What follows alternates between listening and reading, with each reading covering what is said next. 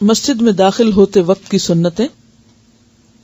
مسجد میں داخل ہوتے وقت آپ پہلے بایاں پاؤں جوتے سے نکال کر بائیں جوتے پہ رکھتے، پھر دایاں پاؤں جوتے سے نکال کر مسجد میں رکھتے. ٹھیک ہے، تو چاہیں تو آپ اپنا جوتا پھر وہاں سے اٹھا لیں، یا جہاں آپ اتار رہے ہیں تو پہلے بایاں پاؤں، اگر تو جوتے رکھنے کی جگہ مسجد سے باہر ہے تو اس وقت، ورنہ مین مسجد کے ایریے میں آنے سے پہلے جو جوتوں کی جگہ ہے، چاہے وہ مسجد کے بیرونی دروازے سے اندر کو ہے، تو آ کے پہلے جوتا اتاریں. اور جوتا کس طرح اتاریں گے؟ پہلے بایاں پاؤں اور پھر دایاں، اور پھر مسجد میں داخل ہوتے وقت میک شور شعوری طور پر دایاں پاؤں اندر.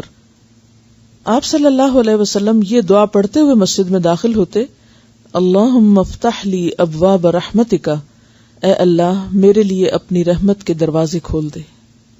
کیونکہ اللہ کا گھر ہے نا مسجد، تو سب سے زیادہ رحمت وہیں مل سکتی. تو یا رب رحمت کے دروازے کھول دے، یعنی مجھے زیادہ سے زیادہ نیکیوں کی توفیق عطا کر. یہ صحیح مسلم کی روایت ہے. نسائی کی روایت میں درود شریف پڑھنا بھی ہے، اور وہ کیسے؟ بسم اللہ والصلاۃ علی رسول اللہ اللہم افتح لی ابواب رحمتک، یوں بھی کہہ سکتے ہیں. مسجد میں داخل ہونے کے بعد کی سنتیں. آپ صلی اللہ علیہ وسلم نے فرمایا جب کوئی آدمی مسجد میں داخل ہو تو بیٹھنے سے پہلے 2 رکعت نماز تحیت المسجد ادا کرے. یعنی کوئی بھی مسجد میں جا کے بیٹھے نہیں جب تک کہ 2 رکعت نہ پڑھ لے. یہ مسجد کا حق ہے، کیونکہ مسجد ہے ہی سجدے کی جگہ.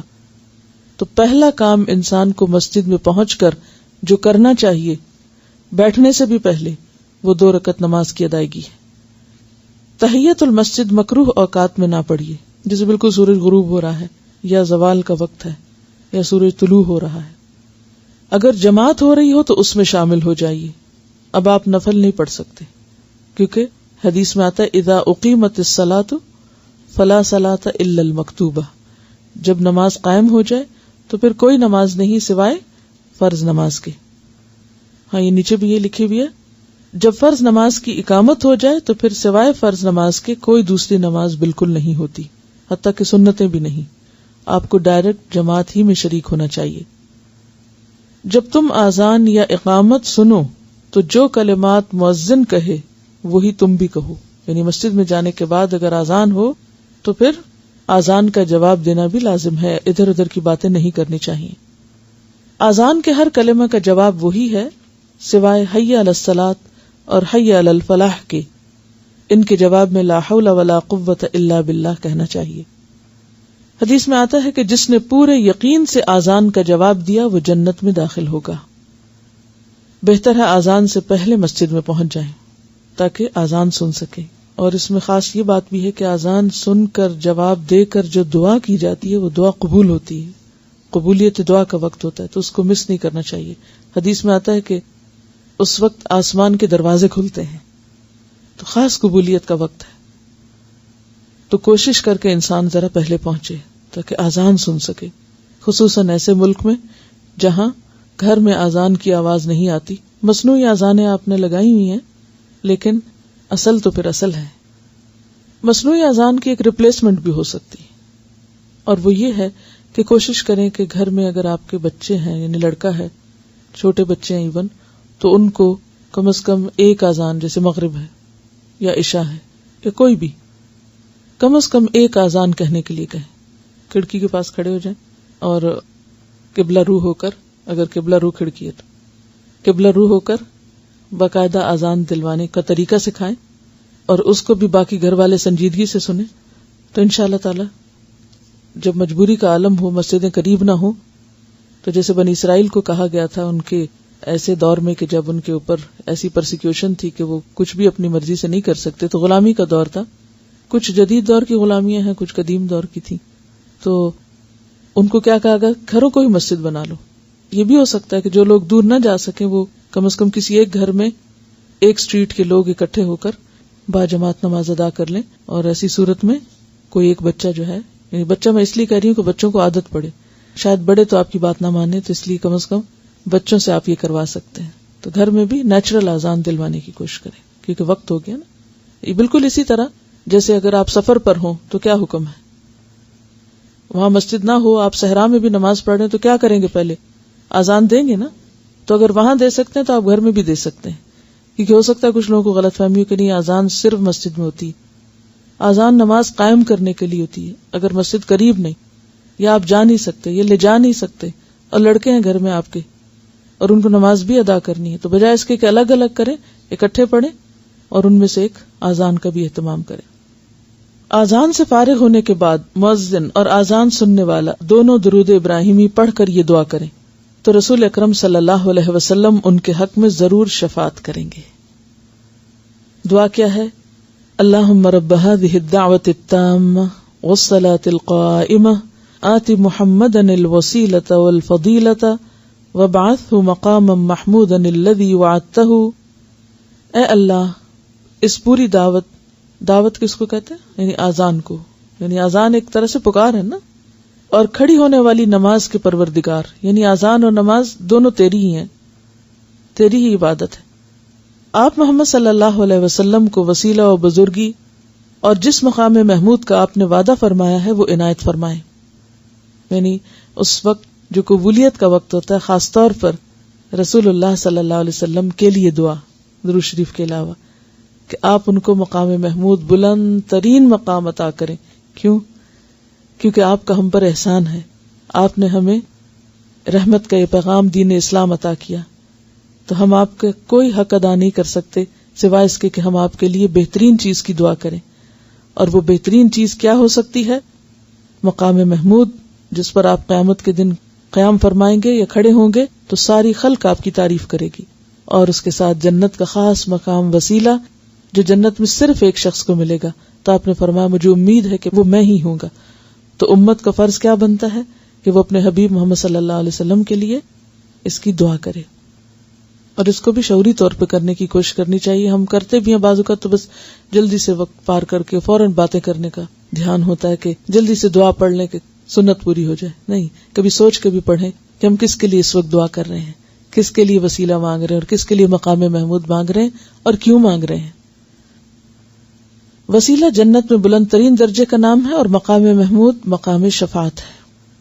فجر کی 2 رکعت سنت مؤکدہ دنیا اور دنیا میں جو کچھ ہے اس سے بہتر ہے.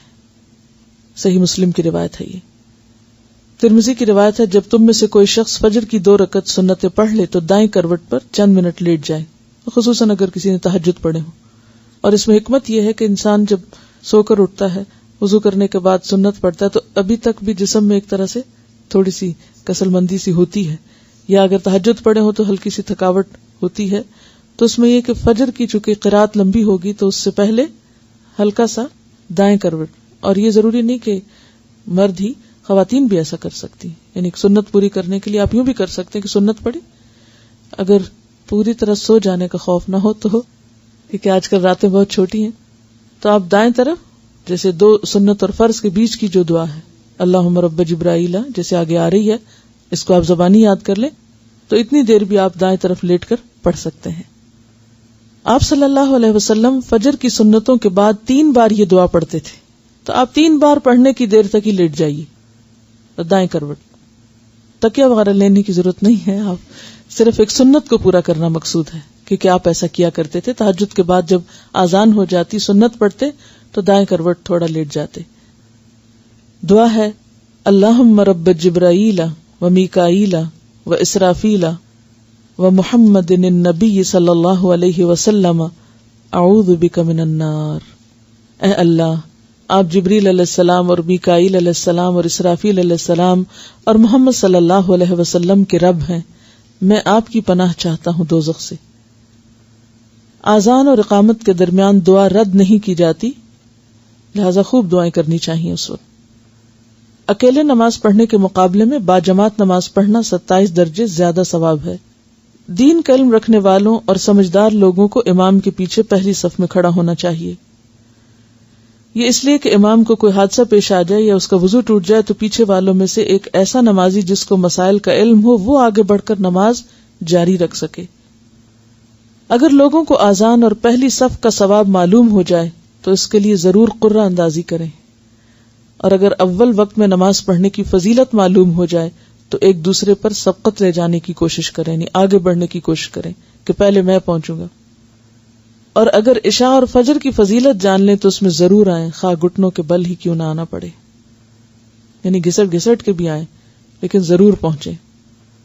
آپ صلی اللہ علیہ وسلم نے فرمایا، میں ان لوگوں کے گھروں کو جلا دیتا جو بغیر شرعی عذر کے جماعت میں نہیں آتے، یعنی بغیر کسی وجہ کے جو جماعت میں نہیں پہنچتے.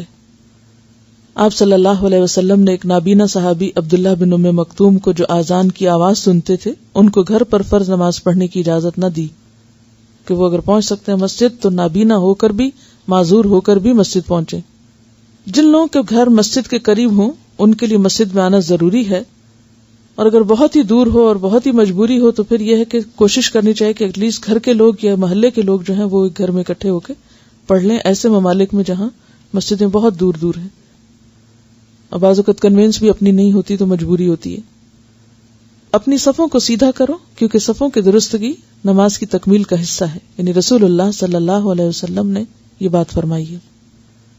رسول اللہ صلی اللہ علیہ وسلم نے فرمایا، اپنی صفیں سیدھی رکھا کرو، میں تمہیں اپنی پشت سے بھی دیکھتا ہوں. یہ آپ کا معجزہ تھا کہ آپ کو صرف سامنے کی چیز نہیں پیچھے کی بھی دکھا دی جاتی تھی. حضرت انس فرماتے ہیں، چنانچہ ہم میں سے ہر آدمی اپنا کندھا ساتھ والے نمازی کے کندھے سے اور قدم اس کے قدم سے ملا کر کھڑا ہوتا تھا. آپ صلی اللہ علیہ وسلم تکبیر تحریمہ کہنے سے قبل ہماری طرف چہرہ مبارک کر کے کھڑے ہو جاتے اور فرماتے، مل کر اور سیدھے کھڑے ہو جاؤ. یعنی صفوں کو درست کرانے پر آپ نے خاص طور پر بہت توجہ فرمائی اور اس کی تلقین کی. اور یہ بنیاد ہے تنظیم کی، آرگنائزیشن کی. اور جب تک کوئی بھی کام جو اجتماعی کام ہو، جس میں بہت سارے لوگ شریک ہوں، منظم طریقے سے نہ کیا جائے، آرگنائز طریقے سے نہ کیا جائے تو اس کا حق ادا نہیں ہو سکتا اور اس سے وہ فائدے نہیں ہو سکتے جو ہونے چاہیے. اس کی پریکٹس دن میں 5 دفعہ نماز کے لیے کرائی گئی، نماز کا حصہ بنا دیا گیا. حدیث میں آتا ہے کہ ان تسویۃ الصفوف من اقامت الصلاۃ، کہ صفوں کا درست کرنا نماز قائم کرنے کا حصہ ہے، یعنی اس کے بغیر نماز ہی ادا نہیں ہوتی. اس سے آپ اندازہ لگائیے کہ صفیں درست رکھنا، اور صرف نماز میں نہیں بلکہ عام روزمرہ زندگی میں بھی جہاں چند لوگ بھی کوئی کام کر رہے ہوں تو ایک بہترین طریقے سے آرگنائز طریقے پہ کرنا زیادہ بہتر ہے.